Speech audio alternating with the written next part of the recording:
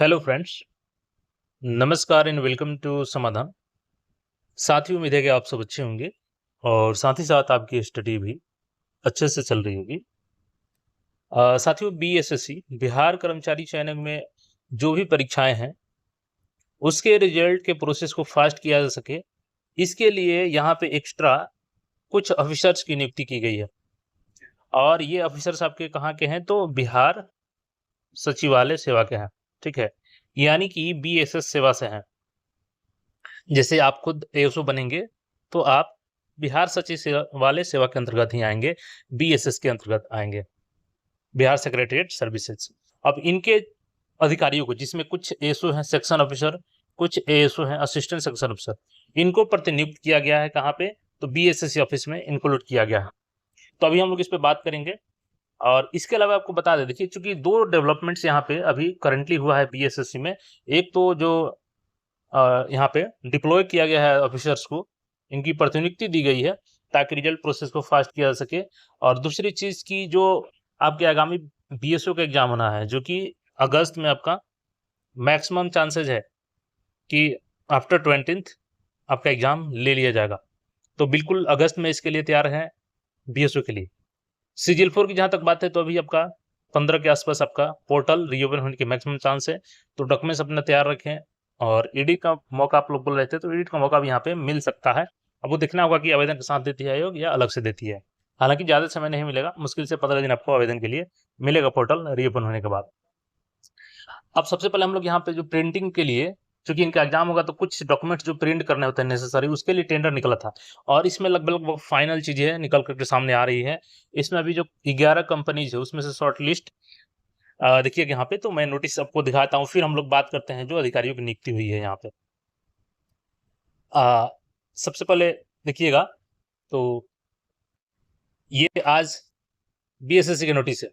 और प्रतिनियुक्ति वाला भी मैं बात करूंगा, ये है प्रिंटिंग के लिए। जैसे कि एक बीएसएससी ने अपने स्तर से टेंडर निकाला था, और इसमें देखिएगा, बिहार कर्मचारी चयन का पटना के माध्यम से विभिन्न परीक्षाओं के सफल आयोजन हेतु आवश्यक कागजातों की प्रिंटिंग से संबंधित कार्य के लिए एजेंसी चयन हेतु आयोजित तकनीकी निविदा 5/6 को खोला गया। प्रकाशित निविदा के आलोक में 11 निविदाओं द्वारा निविदा समर्पित किया गया है। यानी कि टेक्निकल बिड कब किया गया?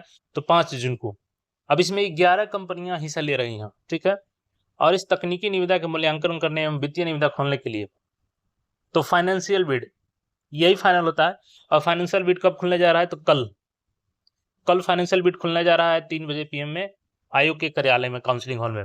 और कल ये फाइनल हो जाएगा कि 11 में से कौन सी कंपनी जो है शॉर्टलिस्ट होती है प्रिंटिंग कार्य के लिए, जो कि आपके एग्जाम में जो भी जरूरी नेसेसरी प्रिंटिंग है, जैसे कि रोल शीट आपका प्रिंट करना, आपके एग्जामिनेशन सेंटर के डिटेल्स प्रिंट करना, ये सारा चीज प्रिंट करेंगे ताकि सेंटर पे इसको लगाया जा सके, रोल नंबर को आपके बेंच पे लगाया जा सके। तो ये सारी काम ये टेंडर के तहत ही किया जाता है। और ये कंपनी कल फाइनल हो जाएगी आपकी, कल फाइनेंशियल बिड इसका कंप्लीट कर लिया जाएगा।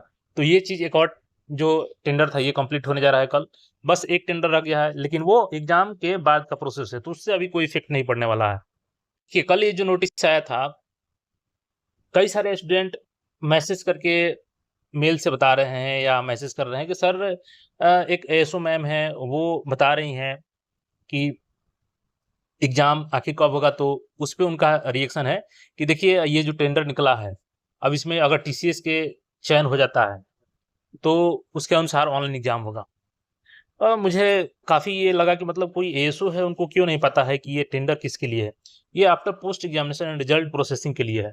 और ये इसमें कोई उनको क्लियर समझ में आनी चाहिए कि ये टेंडर किसके लिए है।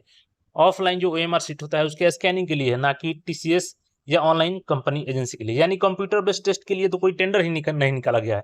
तो फिर ऑनलाइन की इसमें बात कहाँ से आ गई? ऑफलाइन एग्जाम होगा, बिल्कुल आप लोग निश्चिंत रहें। तो जो जिनका भी डाउट था वो क्लियर हो जाए यहाँ से। ये आफ्टर पोस्ट एग्जामिनेशन का है, मैं बार बार बता रहा हूँ कि इसका ना पोर्टल ओपन होने से मतलब है, रिलेशन है डायरेक्टली, ना ही इसका आपके एग्जाम से। ये एग्जाम के बाद के प्रोसेस के लिए है, और ये ऑनलाइन एग्जाम के लिए टेंडर नहीं है। तो कंफ्यूजन नहीं रखेंगे। अब बाकी जो भी कोई एएसओ बताए हैं, तो उनको हो सकता है कि इस बात की जानकारी, हालांकि यहाँ पे तो डायरेक्टली लिखा है कि पोस्ट एग्जामिनेशन और इसके बारे में है कि OMR शीट से नहीं, फिर भी वो ऐसा क्यों बताए हैं वो तो वही बता सकते हैं, जो भी कोई मैम है। अब देखिए, आयोग अभी डीएसटी का एग्जाम ली थी, आपकी डीएसटी कार्यालय परिचारी का, उसमें मेंस का एग्जाम आपका 26 को हुआ था, मई को। और रिकॉर्ड समय में देखिएगा 9 दिन के अंदर में आपका इसका आंसर की ऑब्जेक्शन के लिए आपको दे दिया गया।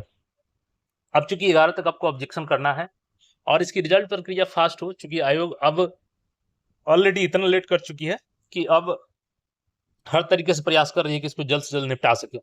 तो देखिएगा यहाँ पे बिहार कर्मचारी चयन आयोग पटना का पत्रांक इतना 5/6/2026 के आलोक में विज्ञापन संख्या 02/2022 के कार्यालय परिचारी की मुख्य परीक्षा के उपरांत गोपनीय कार्य है। तो अब गोपनीय कार्य वही है आपका रिजल्ट की प्रोसेसिंग के लिए, जिसमें आपका आंसर की को मिलान करना, जो भी ऑब्जेक्शन मांगा गया उसमें क्या सही हो सकता है क्या नहीं, उसकी जो सारी आंकड़ा है उसको प्रस्तुत करना होगा।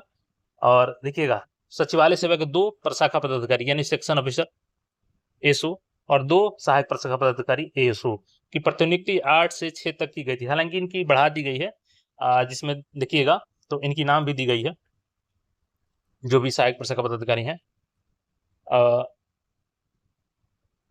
तो पहले इनको 8 तक कहीं अनुमति दिया गया था, लेकिन अब इसकी अनुमति बढ़ा दी गई है। यहाँ पे देखिएगा सेकंड लेटर में दिखाता हूँ, इनकी जो यहाँ पे डेपुटेशन है वो 11/6 तक कर दिया गया है, चूंकि 11 तक इनका आंसर की कंप्लीट करवा लिया जाएगा। तो उसके बाद बहुत जल्द आपके बीच में इसका रिजल्ट भी आने जा रहा है, जो भी डीएसटी का रेल प्रचारी है। और देखिएगा हर एग्जाम में ऐसे ही एक्स्ट्रा डेपुटेशन के तहत आपकी जो प्रक्रिया है उसको फास्ट किया जाएगा, चूंकि बीएसएससी में स्टाफ की भी कमी रहती है, तो डेपुटेशन के तौर पर यहाँ पे काम चलता है।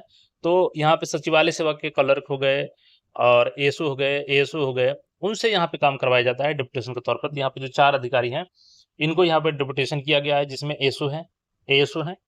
और यहाँ पे क्लियर बोला गया है कि अगर ये किसी कारण से, चूंकि इनका 8 को ही खत्म था डेपुटेशन, तो फिर से इनकी जरूरत है, तो बोला गया कि या तो ये होंगे या इनकी जगह वो कोई और भी होंगे तो होगा, लेकिन 11 तक हम लोग को 4 अधिकारी यहाँ पे चाहिए ताकि रिजल्ट के प्रोसेस को फास्ट कर सके।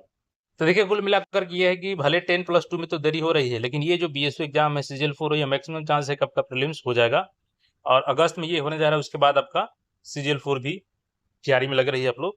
बाकी इस पे आपका जो भी राय है कमेंट करके बता सकते हैं। मिलते हैं फिर नए अपडेट में, चैनल को सब्सक्राइब करके जुड़े रहें। धन्यवाद।